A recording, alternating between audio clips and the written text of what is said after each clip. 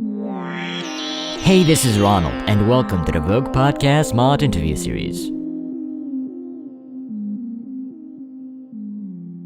Hello, everyone, and welcome to a brand new episode of the VŌC mod series, where I'm talking to developers from all over the Valve community. This time, I'll be having on some developers from the Half-Life modding community. Sifo, why don't you introduce yourself? Hi, I'm Sifo. I'm currently the head of Rogue Studios as a whole. That includes Rogue, Lambda, and Rogue Networks. I'm working on Radiated. I'm lead development of Radiated, and also lead story write on Nightfall, which is our Half-Life 2 RP server. And I'll be having on Northh. Why don't you introduce yourself? Good evening. I'm Northh. I'm one of the owners of Equation Studios, and I was one of the lead developers of Hobo-Life, and I am currently one of the lead developers of Hobo-Life Greg's Christmas, which is going to be coming out on Christmas Eve. That sounds pretty cool. And of course, I can't leave out Sabian, who is... I'm the owner and co-founder of the Pheonix project software, which I founded in October 2017 with Raphael Soares.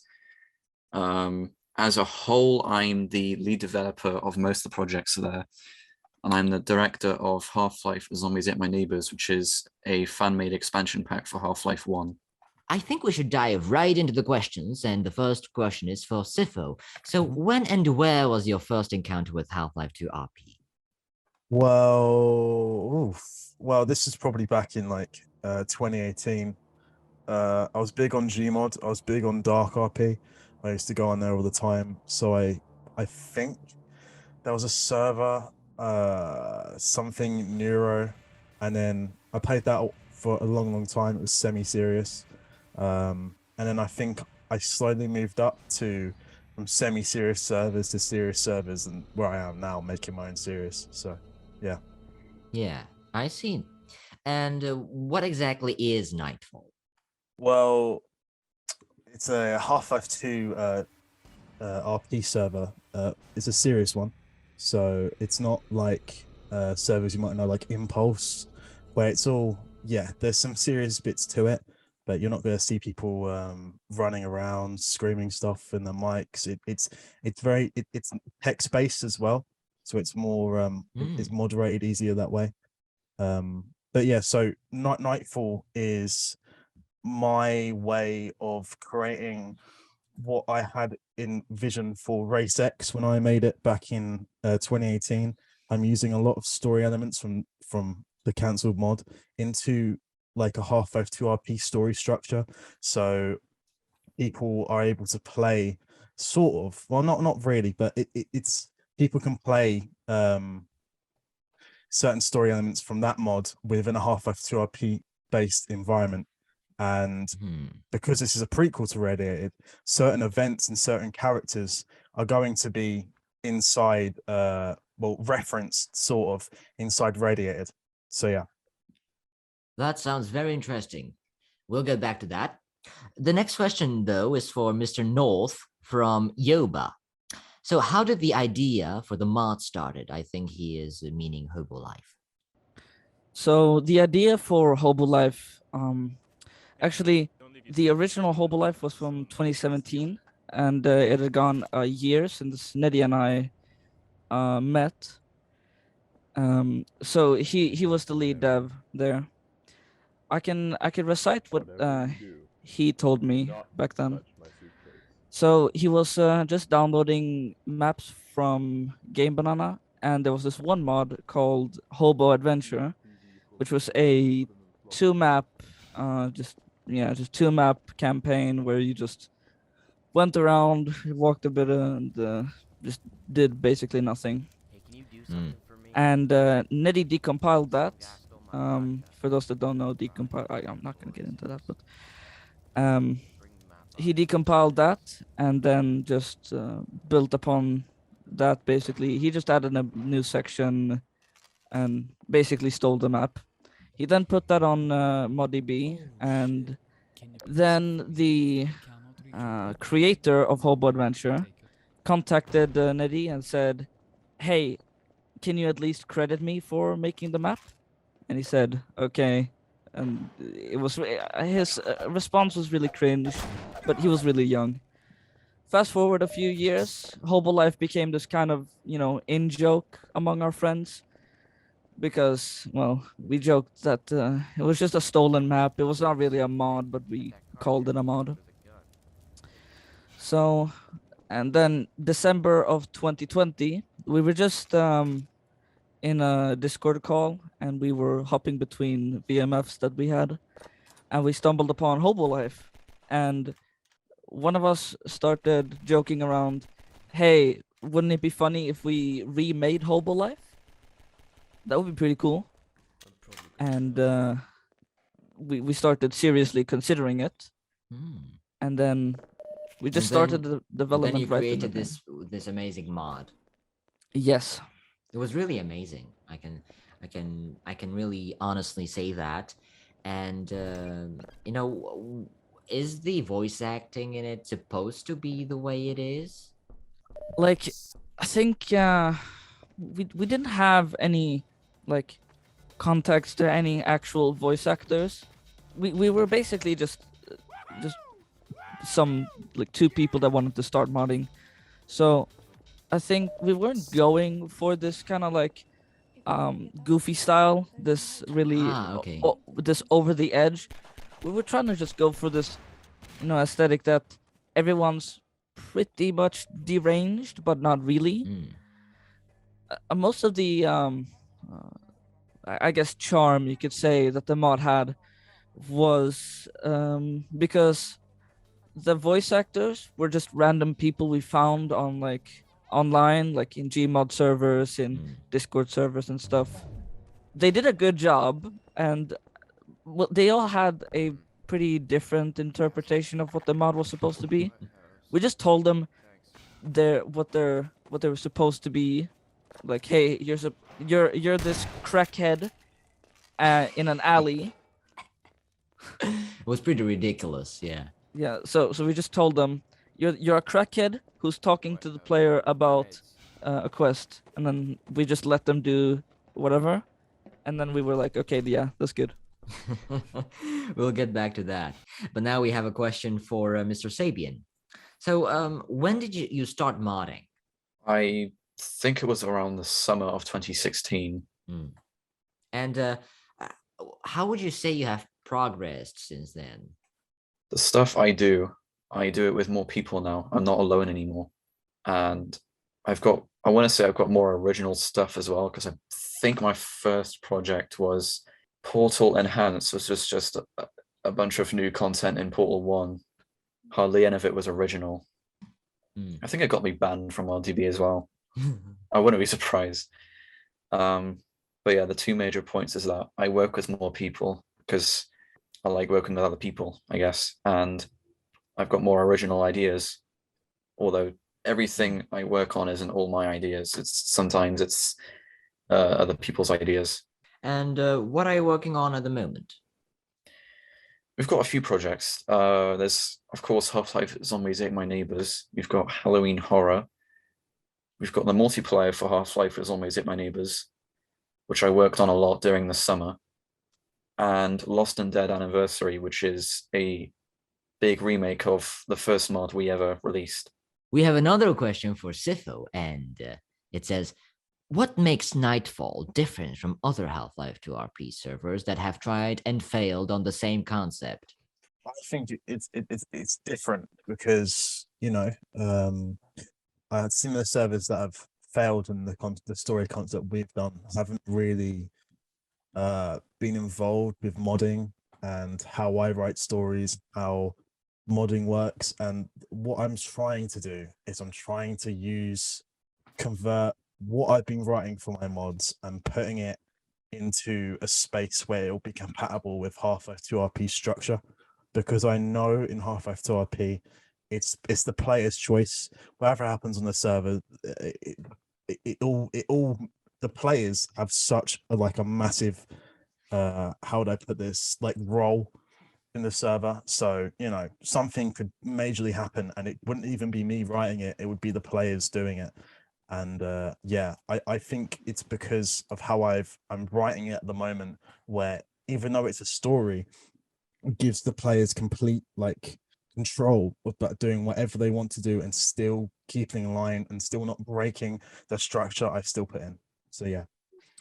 Don't you think it would be better to put all the effort and resources into the mod instead of the server? Well, yeah, I've had the argument before with someone. Well, it's more as the fact that I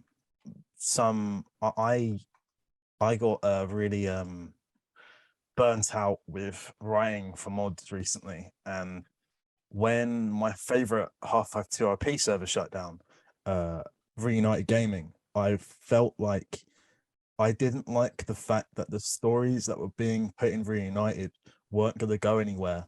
And it kind of bummed me out because there was so many great experiences I had with the server that I know no one's going to be able to experience them again because it's shut down.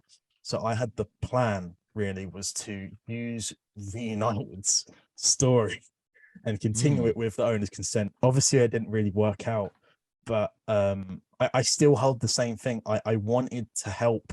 I wanted to have a space for these people that have lost their server, that have lost their community, and bring them into ours.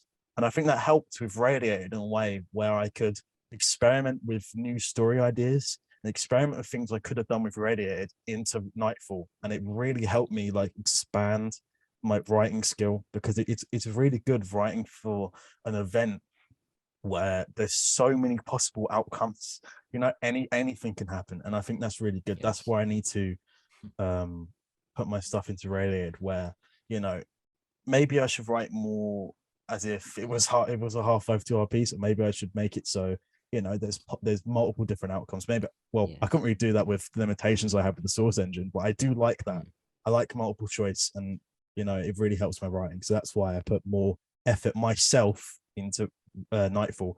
I didn't bring anyone except from Northh, because Northh helped out. I didn't bring anyone from Rogue Lambda into Rogue Networks because I knew that might cause some issues just internally. This is me. This Nightfall was me and Doopy. Me and Doopy Whoop, the guy who's co-owner of Rogue Networks. It's just me and him. It's no one from that. So it's just me on my own bit, really. Okay. So Northh, is there anything you regret about Hobo-Life?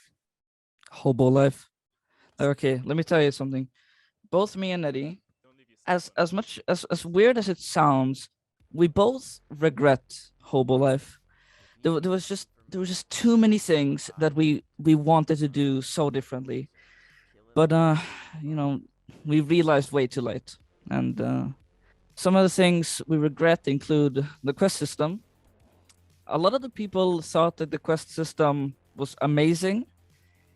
It really wasn't, because we had this assumption that the players would always know where to go, which obviously, like, if you took a quest that says, hey, go bring me a box, there's like 5 different alleys in the entire map, and a box could mean literally anywhere. So you have to scour all of the alleys, and then players would just forget about it and then be like, wait, what did he say? And then you couldn't rehear it. And in the release version, there was no bulletin board like there was in the 1.1 release. So a lot of people got really confused and said, wait, what am I supposed to do? And at the time of releasing, we were like, oh man, they're such idiots. What? But looking back, it wasn't their fault. It was our fault, because we made a really bad design choice, which is, you know, that's why for Hobo-Life 2 and Greg's Christmas, we promised, you know, okay, we're gonna fix that. Okay, I just want to ask that, how would you fix all this? Well, how do you fix all this? Well, there's a lot of different things you can do to fix that specifically. You know, I said, add the bulletin board, maybe have like a hint after the talk, like where to go if they weren't paying attention, like waypoints showing where to go, or something like that. There's a lot of different things that you can try. It's basically just trial and error with playtesters, to just get a feel for what works right, and then you need to refine upon that. Modding is basically just a big cycle of idea, test, refine, idea, test, refine, which is basically, how game design works in general. Yes, that makes sense. Perfect sense, actually. To move on, so what has been your biggest accomplishment since Pheonix started, Sabian? Well, probably Half-Life Zombies at My Neighbours multiplayer, counting for things that have been released publicly so far, because I think I started working on it in April or May 2019, and it's just been a big passion project that we only make that because we want to make something that's fun, hectic, and funny, and it is all those three things. And me and my friends, we play it all the time practically. We've had a few game nights at Pheonix as well, and the guys have had great fun. So I think ZAMN HL2 is probably the biggest accomplishment, considering things that have been released publicly. For things that I was still working on, probably Half-Life Zombies 8 My Neighbours single player.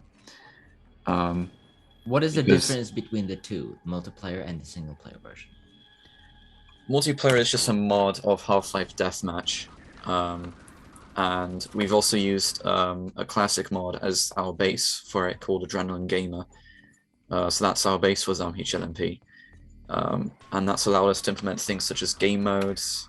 So you've got game modes called Arena, which is people in the game taking turns doing 1v1s. And there's also Capture the Flag. There's arcade mode, where every time you kill someone, you regain all weapons and ammo and suit power and health, etc. And there's Team Deathmatch, and users can also create their own game modes. They can change the amount of damage each weapon inflicts. And we're always working on major updates for ZAMN HL2 as well. As for single player, it's basically the campaign. So it's that's single player, it's the campaign. So it's got 5 parts to the story.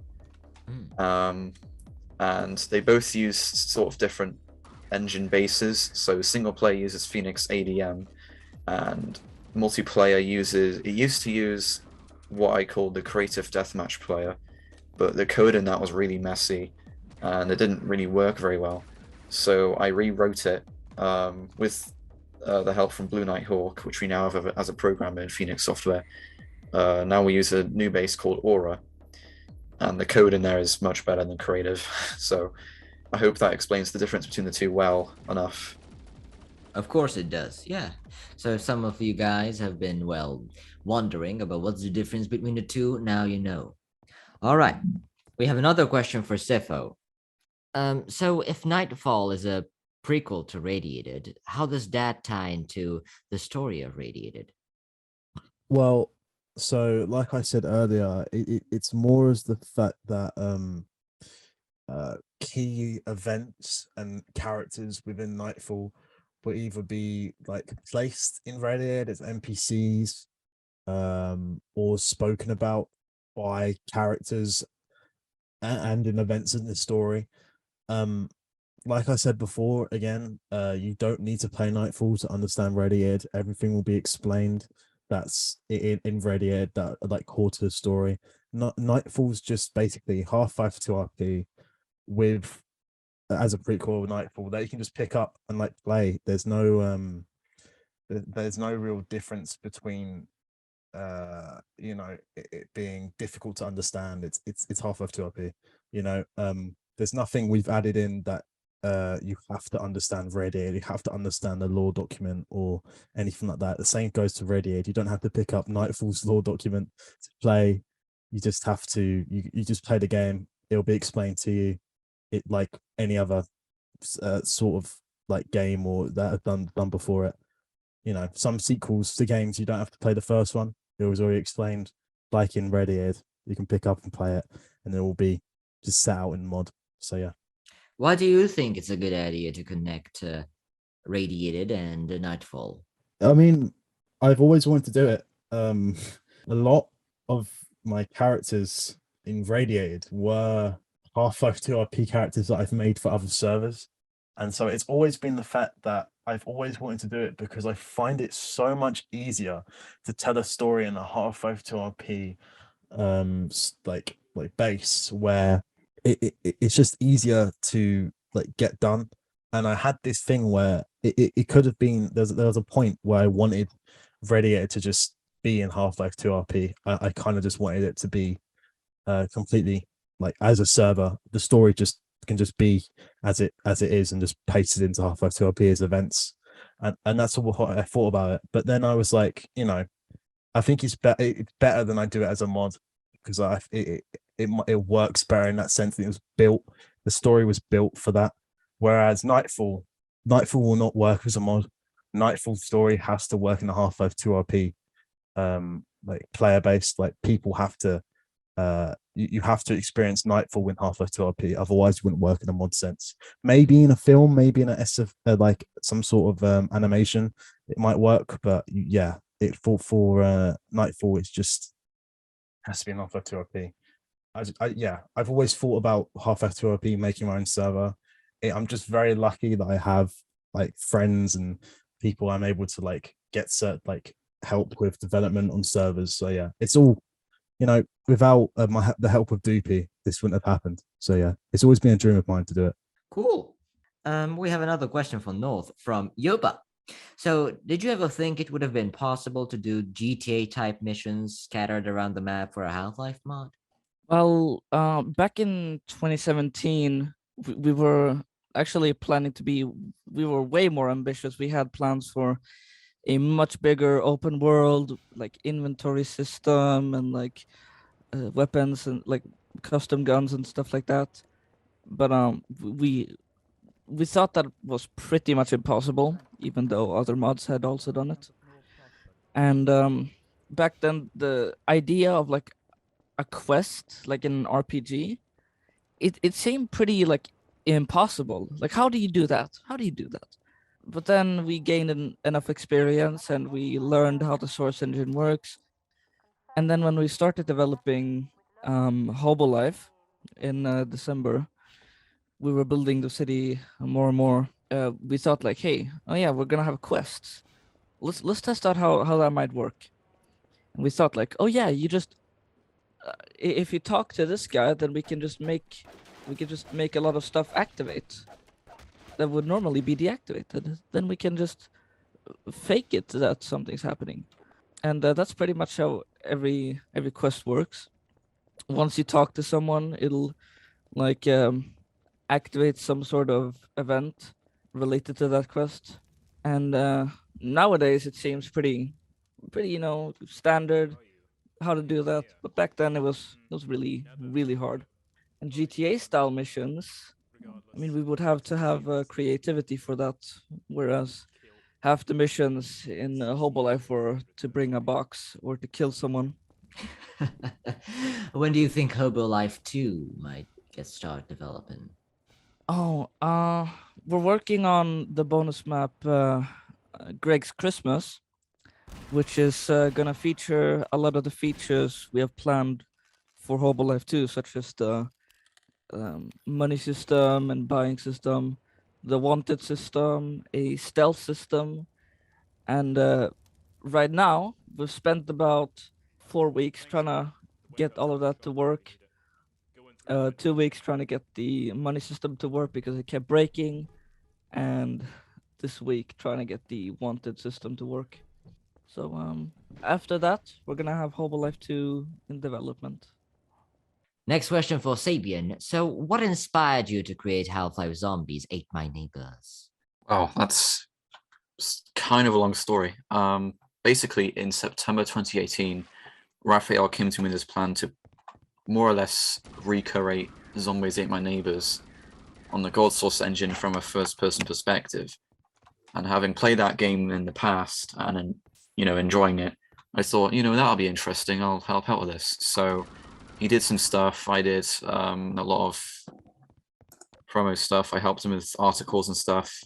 However, I can't exactly remember what happened. I think we both got banned from ModDB again. So the project kind of just got abandoned and it never got updated. But the ModDB page stayed up. And in late 2019, I was working on some Lost and Dead prototypes because Raphael and I wanted to get back into the modding game. And I was creating some mock-up posters. And I thought, wouldn't it be cool to Photoshop the original Half-Life cover and put some wicked stuff on it? So all I did basically was reprecision where the lambda symbol is and get rid of the Half-Life text and then put a black banner on the top. Instead of putting Lost and Dead, I put just the original Half-Life logo there again, but in like solid orange text. And I was playing around with a lot of like images I could put in there. And I found an old graphic of Zeke from Zombies Ate My Neighbours, and I just put him in there. And I wrote the text Zombies Ate My Neighbours at the top. And obviously I read out Half-Life Zombies Ate My Neighbours. And then the other project, which at the time was called Zombies Ate My Neighbours Gold Source Edition, that came into my mind. And I said to Raphael, wouldn't it be cool to resume that project, but as like a crossover mod, not a recreation of the original game? Because I think someone was already doing that in Doom, and someone else was already doing it, but in like a top-down view and not in the first-person perspective. And he agreed that it would be cool. So we announced that we were reviving the project, and that's more or less how Zombies Ate My Neighbours, Half-Life Zombies Ate My Neighbours came to be. What engine is this mod running on? The literal engine is just a standard gold source, and we're using a modded SDK called Pheonix ADM. Okay, so you guys have your own branch, kind of. Yeah. That's cool. So, Sifo, your indie development group, Rogue Studios, is also working on another mod named Half-Life 2 Blue Shift. How does this fit into the development roadmap of Radiated and Nightfall? Well, that actually is a really, really good question. And I know who this is Mulkey. I saw this before, but yeah, this is that's really good. Basically, what happened was I was a playtester for Blue Shift 2, and I played the map, and I was like, look, this is good, this is okay, like it's not amazing, but there's so much we could do. I had so much in mind for the project. I reached out to the development, the lead dev, and I was like, look, I can help, we can help, Roguelander can help you, so if you want it, you can have it. And he agreed. So basically it's not us, well, it is us, but it's more or less his team still making it. So it's not really a there's no conflict where it comes to mapping for Radiated. So it's not slowed down development anymore, and we haven't slowed down development anymore for them. It's just as like, you know, we chip in sometimes and they chip in. It's not, you know, massive. So what is Half-Life 2 Blue Shift about? Well, so picture it as like, you know, original Blue Shift with Barney Calhoun. It's Barney's perspective of the events that took place in Half-Life 2. So after Letter Day and Root Canal, you follow his journey through Half-Life as Gordon becomes Anthony Citizen 1 and all that, all that happens. We've already had plans, we've already made sections where, you know, Barney does speak to Gordon, Barney does interact with other characters. We have added that in, so the whole day you'll see through his eyes. So yeah, that's basically Blue Shift. North, so when did you start modding? Kind of, when did you find interest in it?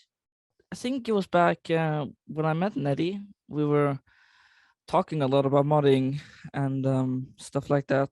We're talking about, well, yeah, source modding and specifically Half-Life 2. We started working on, well, he made the old Hobo-Life, and I was like, wow, you made this? And he was like, yeah, I made this. And I think that sparked my enjoyment for modding, because I thought it was really, really cool that you could finally make your own, like, experiences instead of just a boring old Half-Life. And then that just kind of developed like more and more and more until like with When All Is Lost.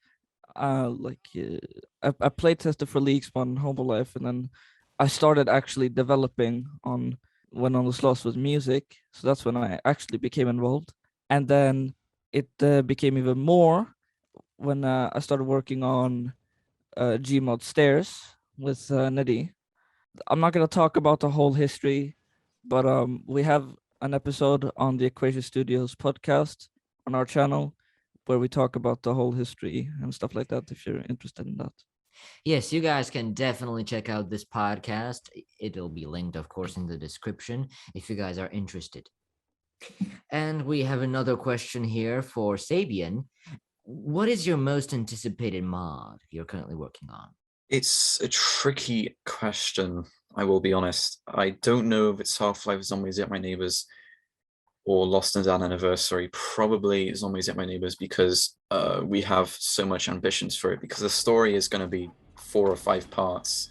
I think my document is 5 parts, and it's going to have loads of new mechanics, which are partly already implemented into Pheonix ADM, which are adaptive music. So the music changes depending on how you're playing the game. So say you're in an intense combat situation, the music will be more intense. It will sound more desperate. If you're trying to solve a puzzle, the music will be sort of in an ambient tone. It's kind of like the same song switching genres, to put it simply.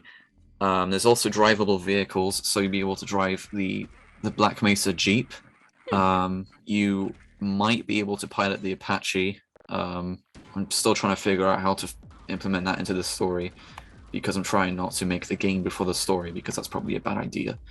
And there's also cutscenes with more advanced cameras. So the cameras are going to have zooms, artificial shaking, and rotation, rather than the basic camera that's already in Gold Source, which is essentially all it can do is move and follow a target. That's all it can really do. So there's a lot of ambitions we have for it. And of course, there's the story. I think that's probably the most ambitious part of the project so far. And it's technically, I want to say it's technically set in 2 universes. It's set in the Zombies at My Neighbours universe and the Half-Life universe. So I think that's probably the most anticipated mod, rather than, let's say, Lost and Down Anniversary or Halloween Horror. So far, they're kind of like just generic horror games. For example, Halloween Horror, you're trapped in a house being hunted down by a stalker. In Lost and Down Anniversary, trying to escape a lab that's been riddled with zombies. So yeah, so far I want to say Zombies at My Neighbours is the most anticipated mod we're working on. And so what exactly is Halloween Horror? Does it have like a story behind it? It has sort of a story behind it. We haven't been able to work on it much because all of our focuses are on Zombies at My Neighbours and its multiplayer sidekick game. But essentially, you're a kid in a house, and on Halloween night, your entire family has disappeared. So you go downstairs to sort of investigate, I guess, and you see this man in your kitchen, and he walks down to your basement.